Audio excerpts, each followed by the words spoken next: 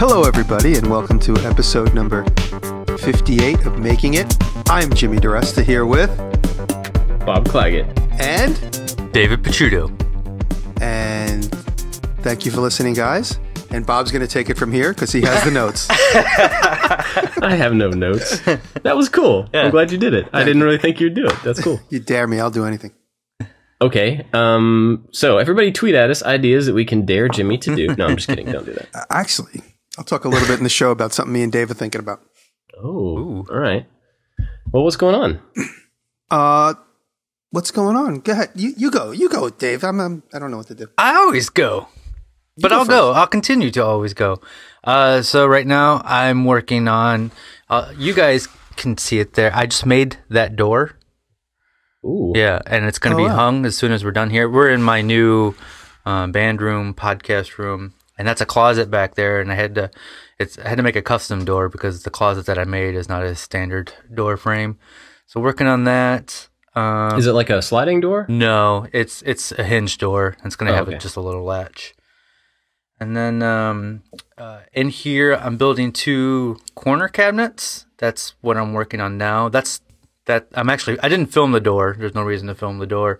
But the corner cabinets in here I am filming.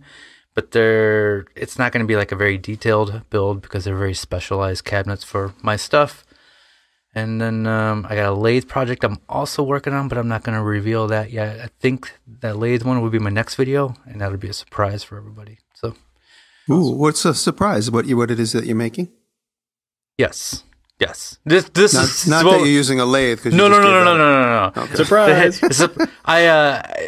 It's that whole commitment thing and telling everybody what we're working on, and then possibly not coming through on that and dealing with all that. I think stuff. Everybody's pretty forgiving. Yeah, everybody except this one guy. And you know who you are. Yeah, so basically I'm my shop is in working order since the whole basement renovation thing, but everything is not in its proper place. So I'm currently working on that, and 2 Saturdays from now, my buddy's coming over and he's helped me film this epic shop tour video. So I'm trying to get everything done, including my office upstairs and this band room for that video, because it's all going to be in one. So probably won't be as epic as Bob's 360 video, but I think epic in a different way. At least I'm trying to make it so. Well, you have a green screen, so you can really make it as I epic can do as whatever you I want. want. And there's New Zealand right there on my wall. You could build a project in front of the Trevi Fountain in Rome. Ooh. Yeah, or in space. Yeah? Of course Bob would pick space. Why not? That's fine. Speaking of, can we nerd out? Well, I'm going to nerd out for a second. Yeah. Go. The dude who's shooting not the next Star Wars, but the one after that, episode 9, wants to shoot part of it in space. Oh. He wants to actually send cameras up and shoot, I don't know what. I mean, it's black with stars, but I thought that was pretty cool. That's John pretty Waters shooting that? No. Colin Trevorrow? I don't know what his name is. Guy that did Jurassic World. Anyway, So is it going to be acting in space? Like, are they going to go up in a... I can't imagine that. Because, in the future, anything's possible, but then you're going to be constricted to, like, the space station, and everyone's going to be floating around talking to each other through microphones. Yeah, I mean, in Star Wars, in most science fiction, there's, like, artificial gravity on every ship and all that. Yeah, I can't imagine. It's probably just for, like... just for... So people will talk about it 5 years before it comes out. Probably, yeah. He won. Yeah. No, it's a great idea. I'm just, obviously it's like we don't know the deets, but yeah, it'll be fun. I mean, I love those airplanes that go up and then have zero gravity. Do you ever see those? They do the parables. Is it called parables? They fly up and then do a quick dip, and then everybody in the plane is weightless. And it's like 30 seconds or something. Spoiler alert! In that third one, the space one, Chewie dies. No. He goes peacefully though. It's very possible. Into space. Is that true? Are you making that up? I'm making this up. Oh, okay. I'm just trying.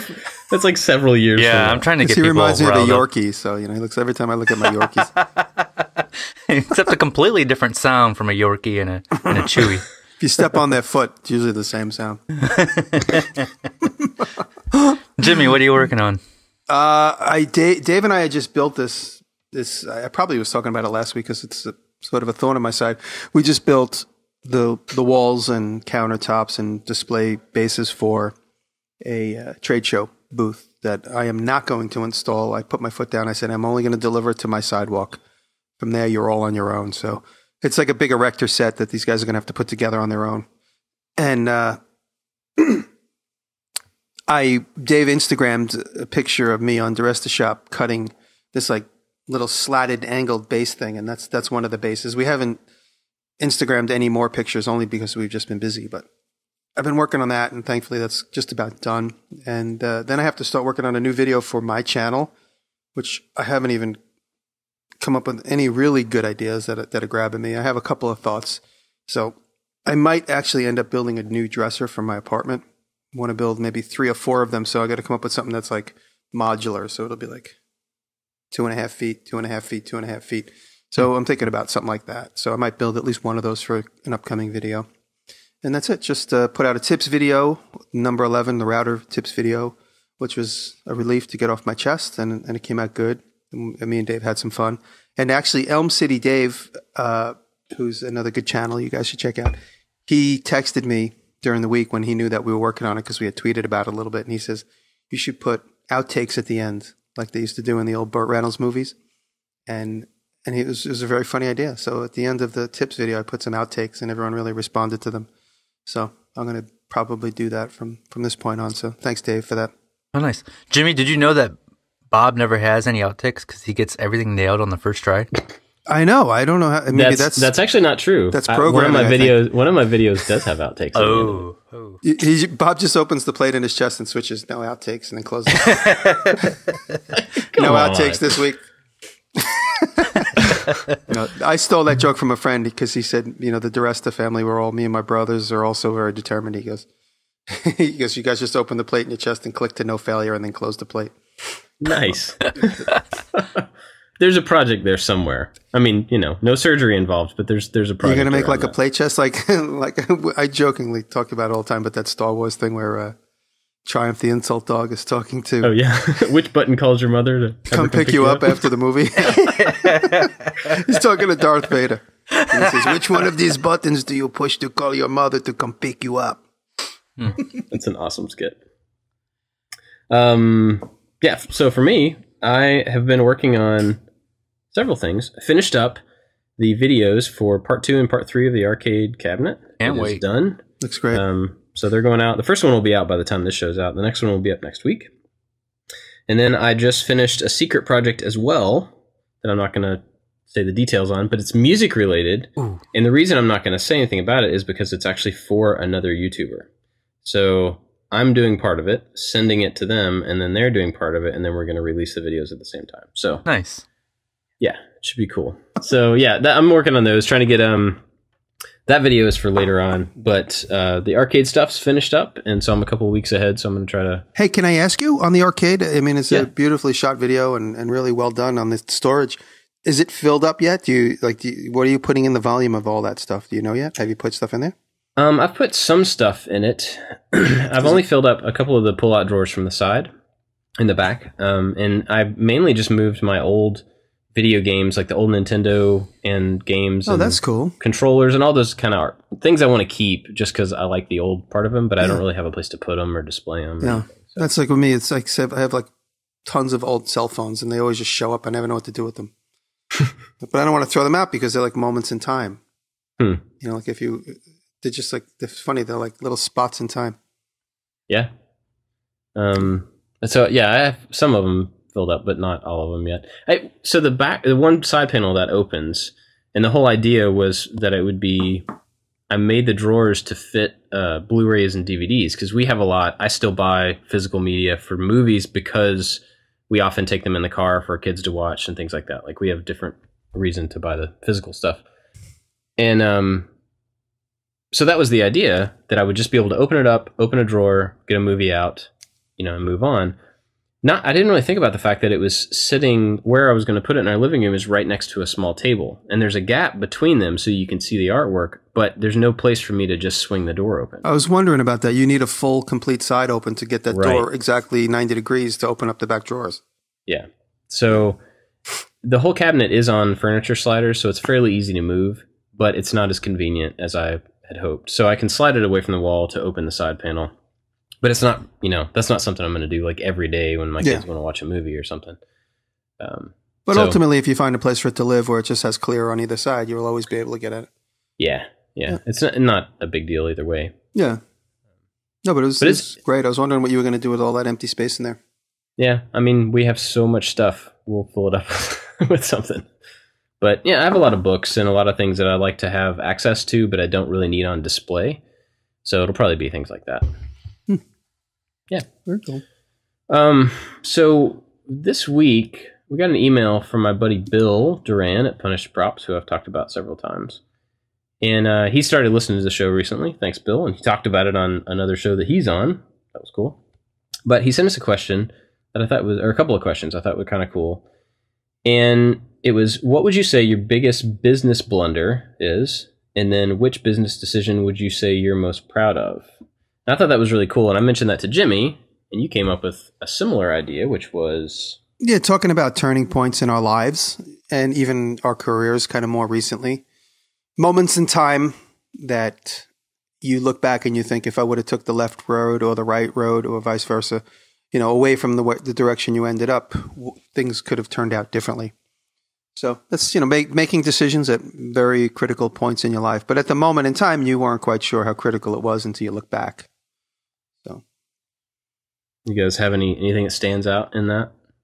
Well, the one thing that stands out for me personally, and I always say, and I've said it in interviews before, I might have even said it on the show, there was a time when, and after thinking about it some more, because I talked about it recently, I was comfortably afraid where I was. It was right after high school for me, and I did not have any plans of going to college because I just didn't come from that culture. Like where I grew up, my father and his uncle and his father and my uncle, my dad's brother, just became firemen. It was it. You grow up to a certain age, you get married at 20, and then you become a fireman at the same time.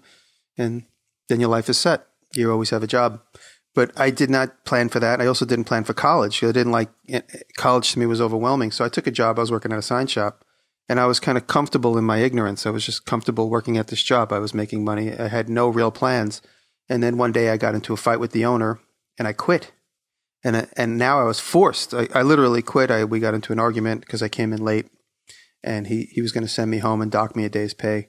And I said, well, you can't dock me a day's pay because I quit. And he's like, you can't quit. And I said, F off, I quit. And I walked out. And that very moment in time, I went home and I said, now what am I going to do with my life? And that same day I went and I joined School of Visual Arts. It was more of a lengthy process, but I at least went to night classes at the very beginning, and then ultimately became a full-time student. But that particular day, I talked about it in the podcast I did recently with John, but on that particular day, my life took a turn in the direction it is in now.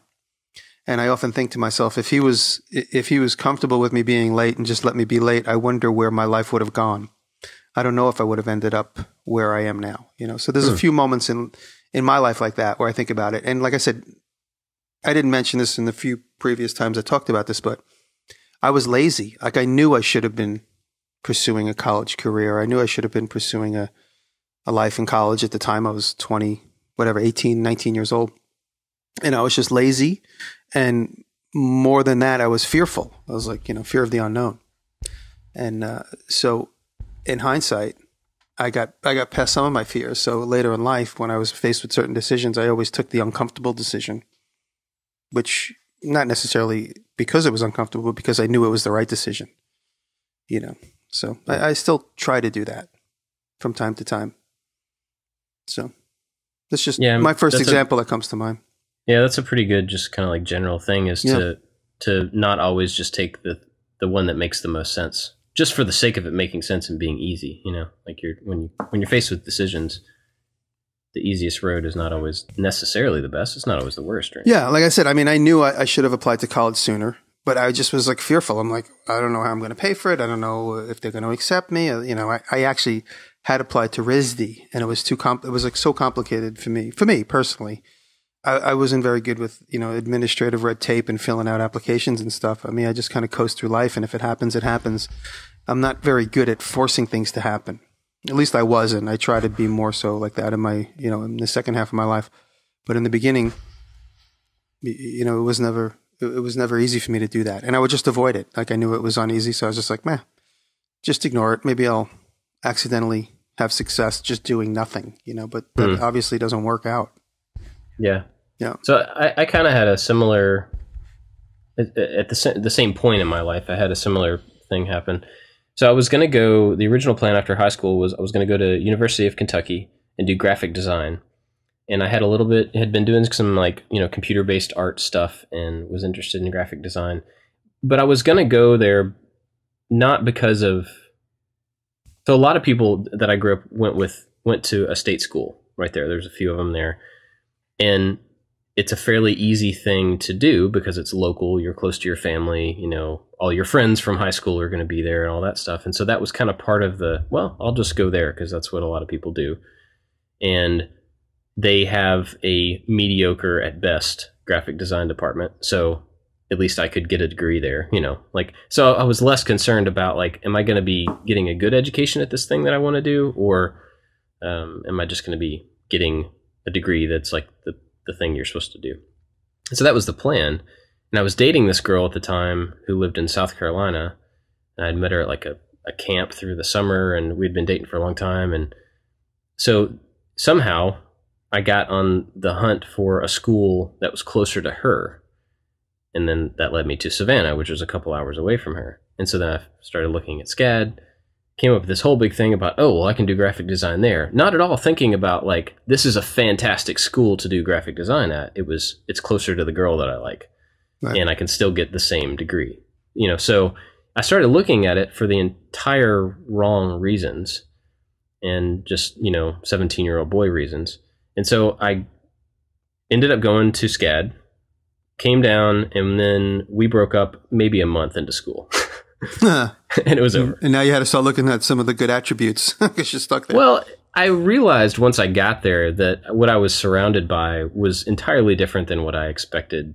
Maybe it was what I had expected college to be, or what I expected, instead of being around my friends from high school, I was now surrounded by people from all over the world that came to the school. Yeah. And I just got, exposed to a lot of different types of skill sets and people types and languages and, cultures and all the stuff that a school like that can bring together. And it just caught me off guard. And part of the, me breaking up with this girl and moving on was wow, the world is way bigger than I thought it was. Mm-hmm. And this girl is not really the biggest thing in the world anymore to me. And, so it's interesting to look back though, because I could have taken, chasing the same degree, the same college degree, I could have gone in two different places that definitely would have changed where I ended up being and how effective that degree actually was in my life, I would have gotten a very different education on top of everything else. Mm-hmm. So yeah, that's one that comes to mind for me. So when I graduated high school back in '93, I had no plans of going to college. Just it wasn't a thing that we did in our family, and I just didn't know what I wanted to do. And I got a job at Kmart, and then after, I got a job at a factory, but I realized real quick that I'm not a factory worker and quit right away. Got a job at Kmart, and it took me 5 years to realize maybe I should go to college if I want to do something. So wow. See, it took me 1 year, and I felt like I was late. Wow. And if I would have went to college right away like everybody else, I probably wouldn't have cared. I probably wouldn't have done well. Mm-hmm. But I went because I wanted to go, and when I was ready to go. Yeah. And I did really good. And I got terrible grades in high school. I barely graduated high school. Mostly because I barely graduated high school. I had the worst grades. Yeah, and but when I went to college, no, I did. I'm just kidding. Bob, but when I went to college, I got triple great A's. Who are you kidding? I did not. I got bad grades as well. Go ahead, Dave. You liar. You got bad grades. You got an A. I'll whip out I'll text you guys a photo of my graduating grade card or whatever it's called. I barely graduated, but when I went to college, I got really good grades because I cared, and I enjoyed it. I didn't enjoy high school, but I enjoyed college. It was fun. And so I always told myself, man, when I have kids, I'm never going to make them do anything because I waited and it worked out for me. But now we decided to never have kids. But, and so I went to school for graphic design, and that's kind of like a broad thing to go to school for. Within that, these days, it could be motion graphics, it could be video, it could be photography, a lot of things advertising. now. Yeah, it's a lot of things.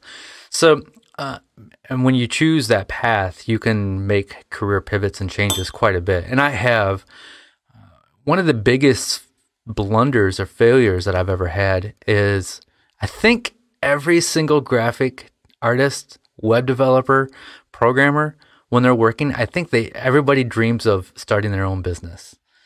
And I was at a job that I wasn't getting paid very well, or they had trouble paying me at times. And so I just quit. I'm like, all right, I'm just going to work freelance. I got a bunch of jobs. And that lasted about a summer, and I failed. I failed big, where I was like scrambling, trying to figure out how I'm going to pay the bills. And I learned a lot from that failure. I learned that I didn't hustle enough. I didn't care enough.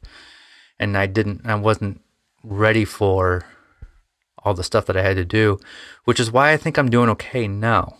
Although I do think I need to hustle a little bit more and try a little bit harder. But I don't have long-term goals anymore because I keep changing my mind on what I want to do. I have I have long-term goals in the way of financial freedom ultimately. Right. All these little decisions we make in between, this little zigzaggy path to that. Those decisions come up as you go. You make them, those are all your short-term goals. So your big one. Yeah. David, do you not make those long-term goals because you change your mind a lot, or is it intentional? I'm just not going to make goals because they don't ever line up, or is it I just don't want to have goals? It's a good question. I think I need to think about it a little bit longer, but I think it's that I just don't have a desire to make a long-term goal. There are financial longer-term goals, kind of like Jimmy said, because I want to be more comfortable, or I want to have certain things. But I definitely have a lot of short-term goals, and those are just more attainable. Those are I can accomplish those and move on to the next one. Where long-term goals, they're really hard to accomplish, and they change over time. So, sorry, go ahead. Go ahead. I mean, I think I made the point I wanted to make. Okay, so I have a challenge. Everybody can do what they want, of course, but I would challenge you to make some long-term goals, but change how you're defining a long-term goal. So if before your idea of a long-term goal was I'm going to make X amount of dollars a year, then change that, the wording in your mind and the thing that's going to accomplish it, change that to I'm going to make enough money a year that I can do this specific thing. And the difference there is that if you're chasing a number, then you'll do anything to get to that number, but if you're if I want to get to a vacation in Costa Rica, if that's the goal, then I'm going to find creative ways to get to Costa Rica and not necessarily do whatever I have to do to get a certain amount of money, which will get me to Costa Rica. I know that's a small distinction, but it's it's like changing the carrot. Yeah, it's like changing the frame about how you make a goal can change whether it's attainable or not, or whether it's worthwhile or not, or whether you even want to get to that goal. I found myself changing, especially after I had kids, but the stuff that I wanted our family to have down the road changed a lot because we had more kids than we had originally thought, and it's just not realistic to go to Disney every 2 years with 4 kids or whatever the thing is. But if the goal is now we do something every 2 years as a family so that those kids are building memories, that's an attainable goal, So anyway, I would challenge anybody looking at long-term goals to just change how they frame them rather than not do them at all. That's a really good point. And I've said this in the past on goals is try not to find happiness in accomplishing the goals, but try to find happiness in the path to the goals. Because if everything is based on accomplishing a goal, then once you do that, you're super happy, but then it goes away real quick because then you're moving on to the next one. And so if you can find ways to find happiness on the way to the goal, you'll be better off. But Bob, you make a really good point, and maybe I was looking at it the wrong way, Well, no, I'm not saying you're doing it the wrong way. Everybody has a different, Yeah, right. For what they're doing. But I think if having long-term goals is something that you're interested in doing, you can do that to where it turns out to be realistic in the end, depending on how you frame the thought. Right. But anyway. Yeah. So now that we're way off topic. Well, I have a best business decision. You guys want to hear it? Oh, yeah. Go for it. I think, and it's an obvious one. It's me starting my YouTube channel, or at least going back to YouTube. I had started a channel, and I put up some oddball things in the hopes of maybe getting a viral video. I made this stupid video. It wasn't even a video that I was trying to do anything with. I would just, I had made a roller coaster for someone's cupcakes, and I did like a 2-second thing on the camera with it, and I put it on YouTube, and it got like over 500,000 hits. Wait, you did a roller coaster? I made a roller coaster. Yeah, this is one of the first like 5 videos I ever put up. Is it still up there? No, I took it down because this is so stupid. I made a roller coaster out of like hot glued sticks together for a caterer, so he could put cupcakes on it for a kid's party. And I put it up just as I was starting an online portfolio, and it got 500,000 hits because everybody was curious about a roller coaster, which is like one of those things that gets searched a lot. And everyone's like, "Why am I here? This isn't a real roller coaster." That's what all the comments were. And so like that was the only YouTube success I had. And I was trying to put up little trailers. I had done the TV show Hammered, so I was trying to put up little snippets of Hammered, and none of them were catching on. And so I was kind of disillusioned with YouTube. And then I went back and I did a couple TV shows, of course. And then I did the show for Discovery Channel, which I thought, okay, this is it. Me and my brother, we finally made it. We were with the big boys. And then, in hindsight, nobody cared at all at the network. The show got canned literally before it even aired.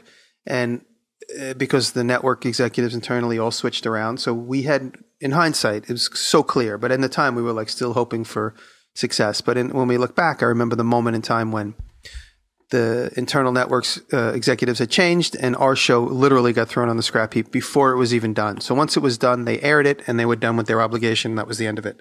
But starting YouTube, going to YouTube and saying, I'm going to show them what they're missing out on. A lot of things that accomplished a lot of things for me. It got me away from the idea of letting somebody else do all this hard work for me and knowing that I had to do it myself. And what I was doing, waiting around for these TV successes to occur. I mean, yes, I was very successful in the way that I got to the game. I got to the table to at least have the opportunity to show these concepts and make these TV shows. But every single time we were right there waiting, we were letting everybody else handle it and hoping that they would make the right decisions. And nobody ever did make the right decisions for me and my brother. So when I finally got over the idea of, I'm never going to let anybody film me again. I'm going to do it all myself. I'm going to edit it all myself. I'm going to show everybody the right way that it should be done. And I'm not saying I'm like wildly successful, but in comparison to my TV career, I'm so much more happy doing it myself. I'm so much more fulfilled. And at this point, I've made more money doing it on YouTube than I ever did at TV, believe it or not. I made much more money doing my YouTube stuff in these few short years than I ever did in the 80 half hours of TV that I've ever done. And it's all me.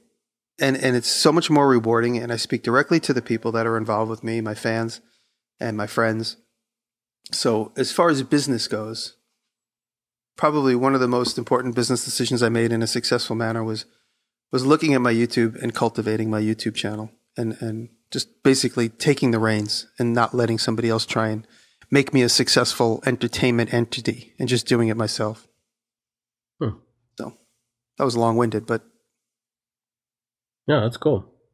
I got another one that's kind of like that about, taking charge. And it actually involves you two. So when I started my channel, it was moving along a little bit, very, very slowly, but it was moving. And from watching, I've probably told this story several times, but anyway, from watching David's show, he said he wanted. Sorry, let me describe what I'm seeing. Please right now, do, real quickly. I'm sorry. Jimmy has a long fork with like a curved thing. I don't know what that is. It's a metal back scratcher. Yeah, metal back scratcher, and he's combing his beard and his mustache into the camera. When these guys talk, I just play with my junk drawer in front of me. I had the sound shut off so that I didn't interrupt, and then I'm just visually playing with myself in the camera. Sorry. We should just put the video of Jimmy with no sound on all the stuff he plays with. Anyway, what I was saying was that so David, had his show and said, send me your work if you want me to put it on the show. And so even though I wasn't terribly confident about the videos that I was making, I honestly didn't think it was what he was looking for to be on a show, I took the initiative to send him a link. And honestly, I think that was probably one of the biggest turning points for the business that I'm in now. It was just, that changed everything, where everything was going and at the rate that it was growing. And it was all just because I had the guts to just send an email. Likewise, for Jimmy, I had a lot of respect for this dude who I'd seen on TV, and I was watching his videos, and he obviously knew what he was doing. And I don't know anything. Well, I know that now. But at the time, I thought you knew what you were doing. Yeah. And so, no, I took the initiative to send him an email to ask him about pricing, because I was trying to figure out whether I was going to be selling the stuff that I made or if I was going to be making videos. And at that point, I hadn't really figured that out. Didn't have any clue how to price the stuff. And so I just sent him an email thinking, like, he probably gets a ton of email. He's never going to write me back. And he did, and it was really helpful. But the point being is that I was at a place where I didn't know how to take my videos and the channel anywhere. It was like, well, it's passive at this point. I just got to hope people find it. But I took really simple steps just to reach out to people that I didn't know. And actually, this carries over even more, because I started doing Brain Pick, which was a matter of me and you two were the first two guests. Yep. For that reason, because I had already reached out to you. But after that, I was like, well, I have to have other people. So I started reaching out to people that I didn't know, I didn't really have any business talking to, and asked them if they would help me by being a guest on this show. And those shows were a big learning process for me, but they were also a way to get my content in front of those people's audience. All of that to say that just a little bit of initiative, putting yourself in a place where you don't know if you're going to get a response, where you don't know the people that you're trying to reach, can, not always, but can turn out to be really big. No, I say it to my students all the time. I tell my students, you're a student. People want to see you do good. They want to see you succeed. And that's also the same with anybody out on YouTube, or anybody that gets content from YouTube or anything in the world. Reach out. People want to see people be successful. And if it's, not a cavalcade of emails, and in due time, I always answer people that ask me questions as much as possible. And if you're listening and I didn't answer you, hit me again. You just got lost in the mix. But I don't get so many emails that I can't answer them all. But I'm more than happy to answer students that call me and ask me questions. Young YouTube channels that want to plug. Because like I said, we all want to see each other succeed. It's a very rare person that's jealous and deceitful. Something that I struggle with is the balance between asking and letting things come to me. So, Bob, you're talking about, you took the initiative to go out and just ask. And asking is really uncomfortable. And sometimes, sponsors. I make a good portion of my living from sponsors. I have never gone to somebody and said, hey, will you sponsor me? I let them come to me. And it feels like I'm at an advantage when they come to me. But there's got to be a certain point where I have to start pushing. I have to start asking. And I don't know how you guys deal with that balance. Like our buddy Luis has talked many times. He's said, hey, go to this company and just ask for their product. And I'm like, no, it's not something that I do. And sometimes Luis has done it for us, and he deserves a huge props. And when I say, that's not something that I do, he gave me this look like, what are you talking about? Just ask him. I don't know. Do you guys struggle with that balance at all? Not at all. I ask everybody for anything, and I always get ignored. I've written the Levi's, I've written the Chevy, I've written to everybody I want to work with, and they don't answer me. But now I'm going through a different path. You guys know I have a friend helping me out, trying to get some bigger fish. So. Yeah. And we've gotten through some doors, no big giant deals yet, but it's it's an interesting, fun pursuit, and it's just as much fun for my buddy who's helping me. So he's excited about it. So yeah, I got a couple of things there. Like when it comes to sponsors, I'm kind of the same way. I don't go looking for them unless there's like a company that I just really want to do something with. I love so-and-so, and I just want to... Yeah, those are the companies I reach out to. Even if I take a hit, I really still want to just do something with that company. Otherwise, I let the sponsors come to me, which means they don't always come. I'm still waiting for my email back from Harry's Shave Cream. They haven't answered me back yet. But I let them come to me for a couple of reasons. One, because I don't want to get so bogged down with sponsors that every video I do has a sponsor. And if I start going out looking for them, that might end up happening. You know what I mean? So there's kind of like that internal dilemma there. Yeah. But also, I want, when a company comes to me and wants access to the people that watch my videos, I want to have the upper hand. And I don't mean that in a negative, kind of like, sketchy way at all.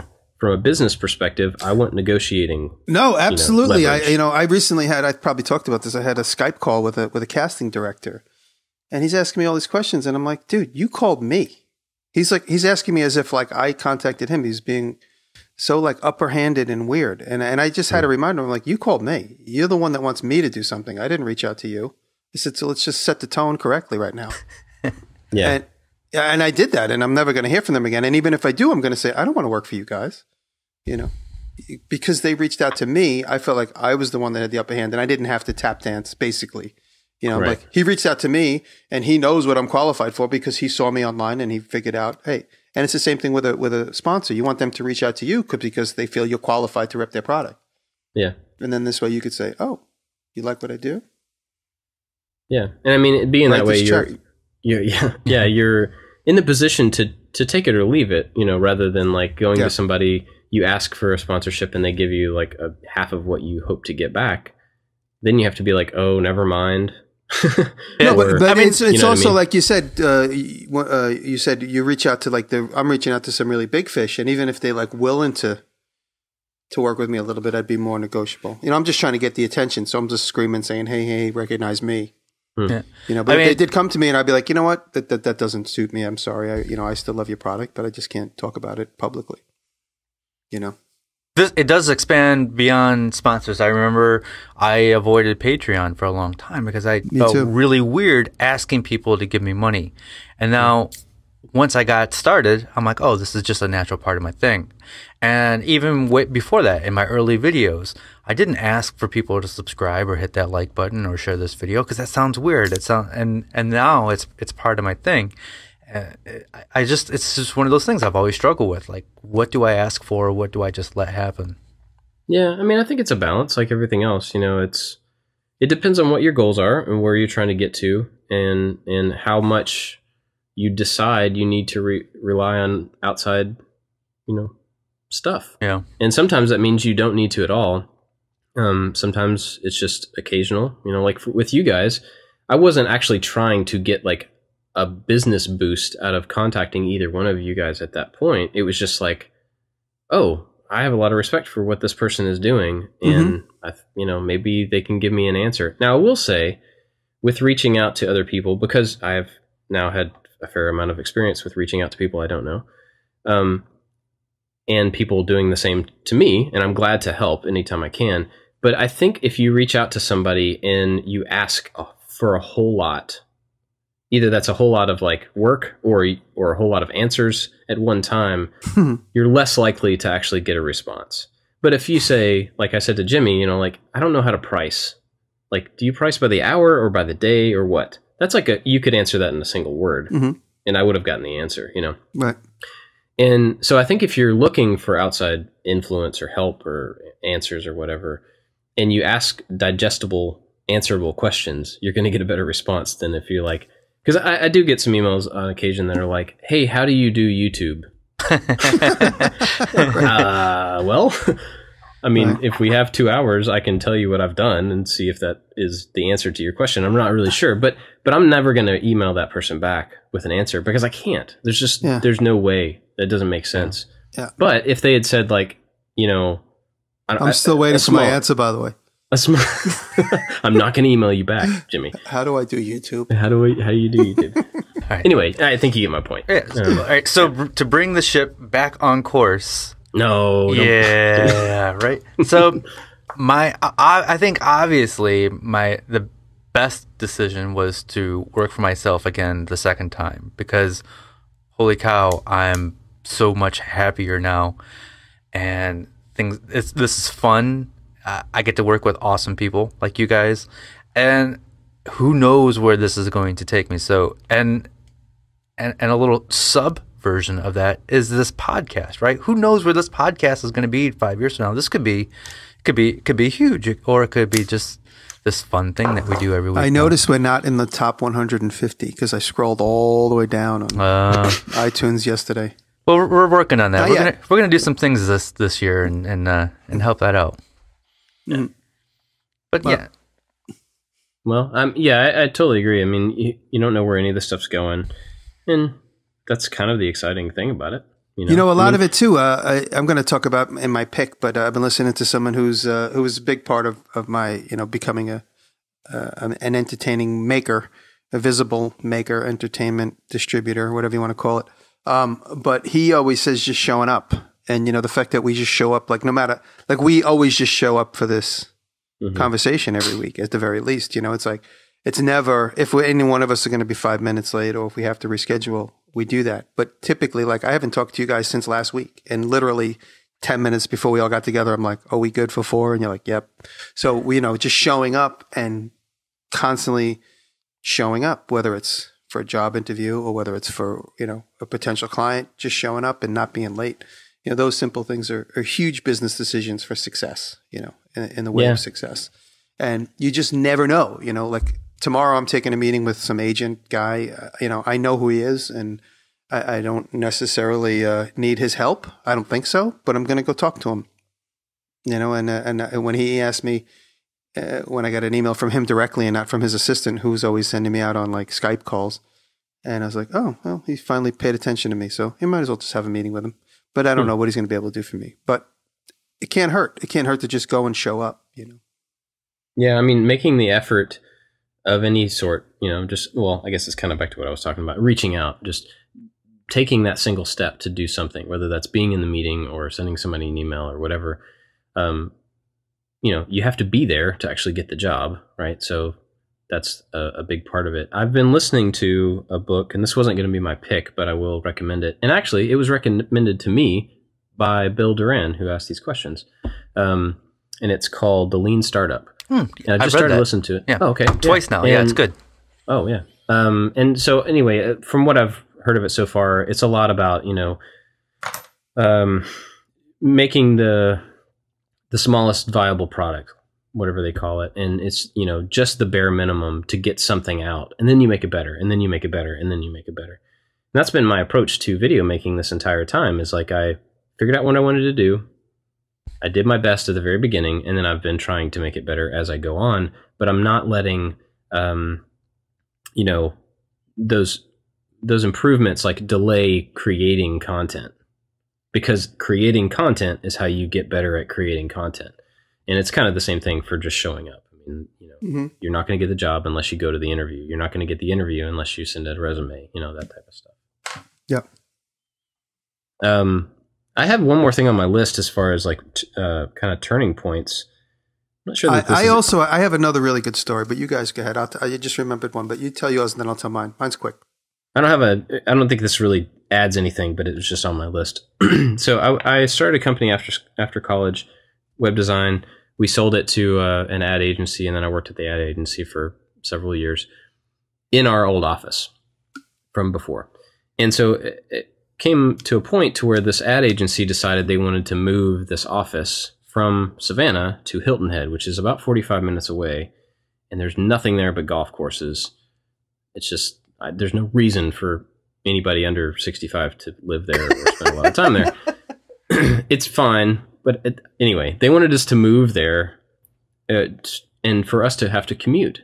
And so all of a sudden, they wanted me to commute an hour and a half a day. And I had like a 9-month-old, my first kid. And I was already kind of unhappy in the job anyway, but I was staying in the job because it paid well. It was comfortable. It was easy. I was kind of like at the top of the food chain because I had, came in from the owning the other company. And so I didn't really answer to anybody. It was just easy to do. And then all of a sudden they threw this in our lap that like, now you're going to have to drive an hour and a half to have a lame job. And that was the point where I was like, oh, okay. It was like outside of me. It wasn't me taking up the reins and being proactive and being like, I'm going to get a better job that I enjoy. It was somebody else throwing something on me. But being forced at that point, or not forced, at that point being like angry enough about that to find another job was what got me to where I am right now. Like, it led me down a path that I wouldn't have gone down otherwise. And so that's pretty interesting to look back. And, you know, even though I'm talking about being proactive and taking those steps, this was a case where that didn't happen. Somebody just, you know, smacked me in the face with an awful commute that I was not willing to do. But that's what it is. Sometimes it's environmental, and we have to make decisions based on that. Right. Yeah.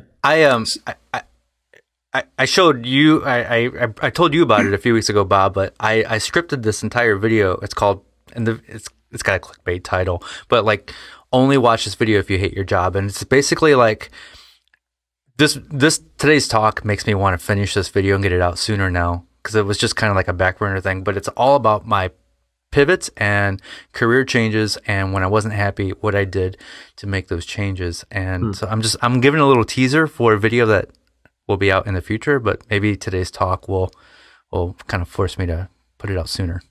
Awesome. Because it's all about the same thing. It's like, if you're not happy with something, change it. And even if you many people think they can't, they're not in a position to, and you're underestimating yourself. Like I said, what I said in the beginning of my thing was, it's a lot of fear-based stuff, but you might not even recognize that. You know, like I said, I recognize it in hindsight. But by changing real quick, by changing that, it doesn't mean that you just like quit your job and go find a better job. Right. That's not necessarily the thing that has to happen. But yeah, you're right. If you're unhappy, take some steps to get happy, or to enjoy what you're doing, or be more productive, or whatever the thing is that's making you unhappy.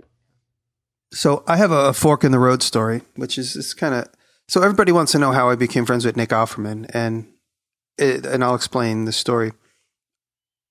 Nick and my brother had done a show together, and we had just finished Hammered. My brother and I did a show called Hammered, and overlapping with Hammered, my brother did a show called American Body Shop, and Nick was on that show.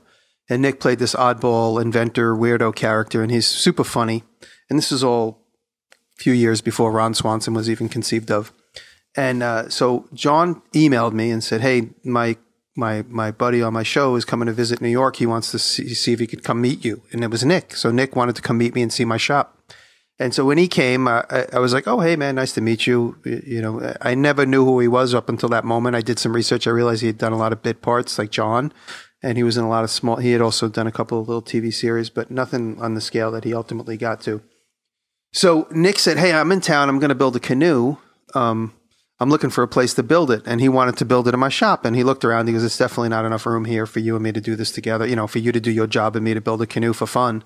So I'm going to look around in Brooklyn. Any advice? And I said, no, check out Red Hook. So he called me like a week later and goes, hey, I found a shop.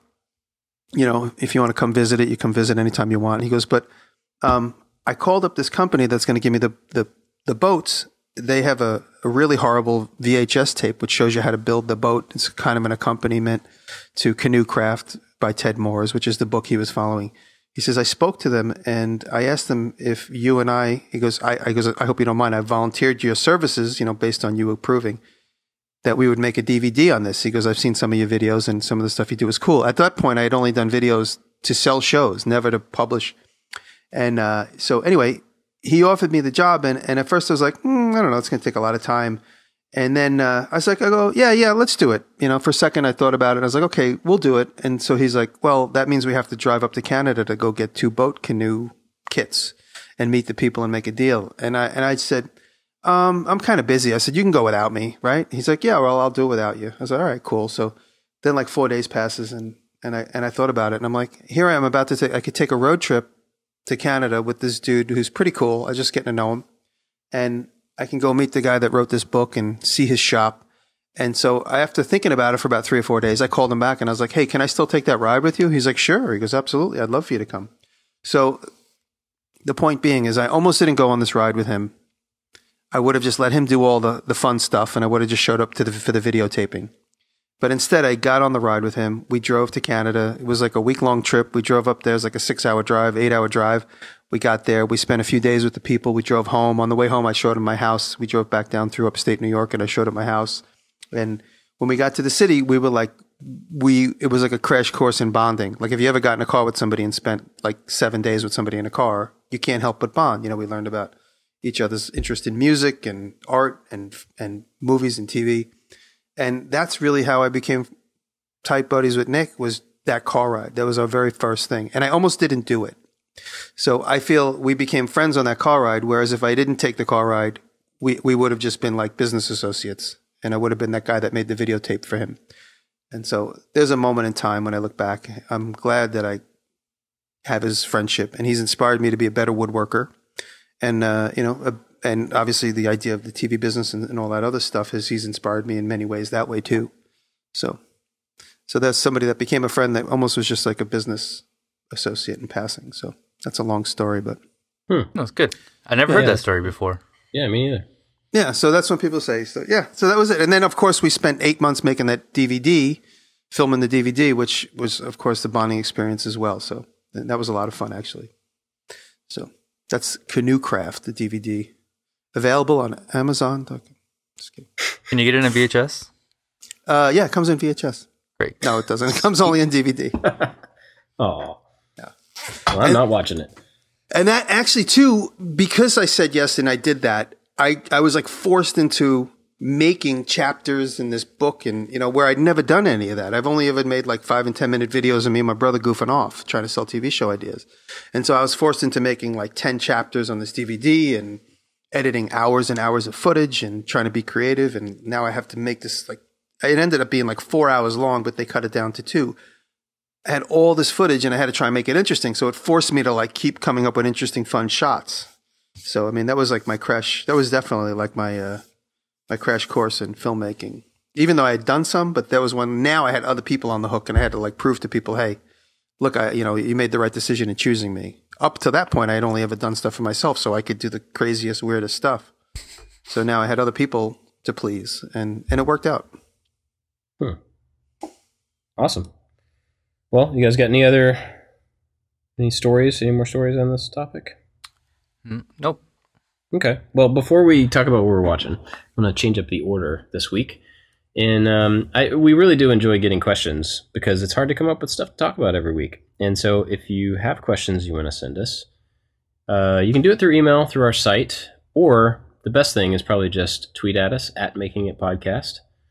So yeah, send us questions if you got something you want us to talk about. If you don't send us questions, we're just going to let Jimmy talk the entire time. I'm sorry. No. I love it. I'm going to get 1 star now on iTunes. I'm sorry. Oh, no. Mr. Trollman's going to go back. Also want to say a quick thank you to everybody that supports us on Patreon. Of course, we are very thankful for that. Yes. Especially Luis Gonzalez, Sean Petty, and Jeremy White. They're our top supporters over there. We're grateful for that. So what are you guys watching?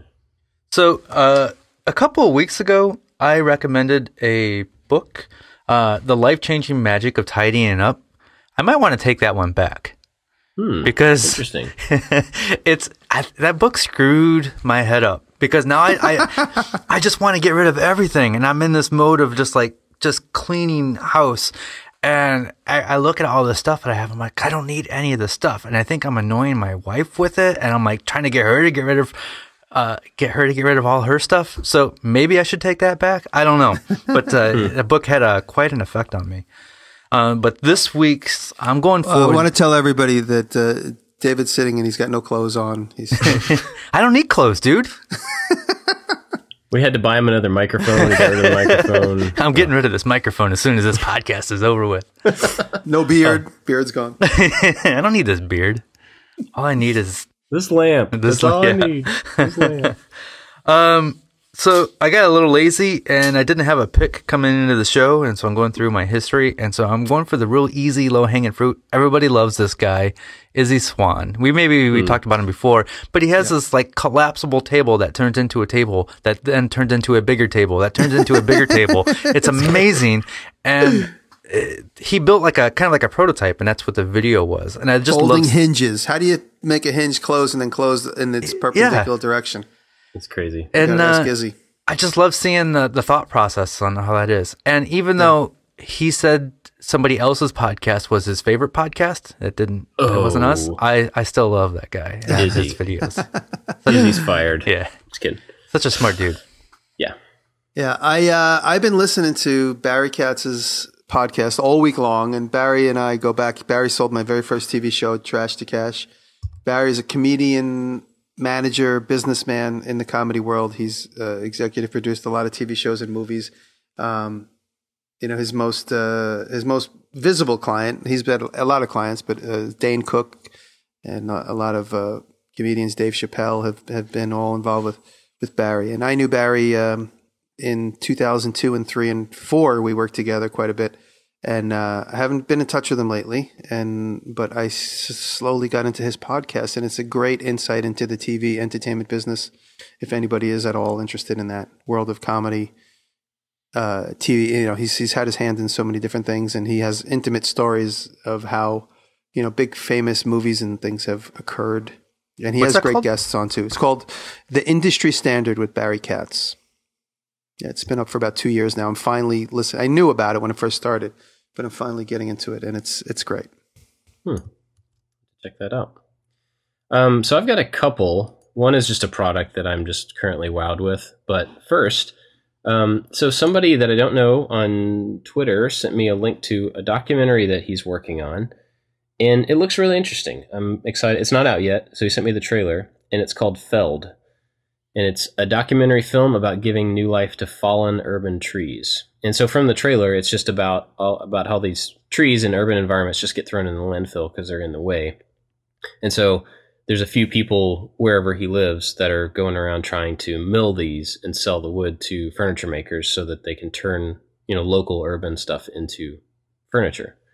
And it looks like it's kind of a passion project. Like they care about this and they're making a movie about it. So yeah, all I've seen is the trailer, but I'm looking forward to seeing the rest of it. That's cool. Yeah. And I think it's out this summer maybe. And then the other thing, and this is totally just something I'm geeking on at the moment, the Amazon Echo. Have you guys heard of this? Yeah, I saw the Super Bowl commercial for it. Okay, so this is one of those, I love gadgets. It came out a long time ago, and when I saw it, I was like, oh, that would be really cool for 5 minutes. And I didn't, want to pay because it's kind of expensive. Didn't want to pay the money for it. It's like Siri, right? It's basically Siri? Kind of, yeah. It's like a speaker, and you can talk to, and it talks back to you. But the thing is, they've been adding features to it and adding software and things that it can do on a regular basis since it came out. So I looked at it last week for the first time in a long time and realized it can do all sorts of stuff now. And you can connect it to all these other services. So I have smart things, which I've talked about in some of my videos. They're internet connected, plugs and motion sensors and all this stuff. And the Echo can talk to them. So anyway, I ordered this Echo, just finally I'm going to do it, play with it, see what it does. I got it in today. It took about 5 seconds to hook up 2 smart things. And then all of a sudden I said, Alexa, turn on the arcade. And my arcade turned on from a different room. And I said, Alexa, turn off the arcade. And it turned off from the other room. And I mean, totally felt like Tony Stark. Super cool. But I mainly got it so that in our living room and in our kitchen area, we can just play music because it's a good sounding speaker, and you can just tell it what you want it to play, and it'll play the music if it's on Amazon. You could say Alexa, put on Chet Baker, and she'll find it in the lineup. She could read. Yep. Wow. Yeah. Pretty amazing. I tested it today. It just it has to be music that you've purchased or is in Amazon Prime's music thing, right. And there's a lot there, so it's not everything in the world. But anyway, I'm just currently wowed with the tech of it. Well, that's when you sent me that video for the first time. We were all talking on a text thread when you sent the video of your 360 thing, and I said, "Isn't it amazing to be alive right now with all this new technology that comes up?" We could be wowed by the fact that a car finally has a motor in it. If it's 1900, but there's all this other new cool stuff. Can you imagine if it was 1900 and you said, "I'm going to talk to a tube and it's going to turn on something with electric," and then somebody goes, "What is electric?" They would burn. What is a tube? What is a tube? Never mind. What is Amazon? Tubes Never mind. Yeah. It is pretty wild. And I mean, just also that it's accessible. I don't imagine that technology is exactly new. It's probably been around for a while, but probably in a capacity that was totally unrealistic for a person to have in their house. Yeah. And now it's just a little thing, it's on your phone. I mean, good grief. I don't know. Anyway. Amazing. I've nerded out enough on technology for this episode. No, that's good. It's true. Cool. Well, I guess that's it for this week, unless you guys got anything else. No, that's it. Thank you for the support. Appreciate it. Thank you. Yeah, thanks for listening, everybody, and we'll see you next week. Bye. Bye. Bye. everybody. I'm not saying it. Say it. I love you.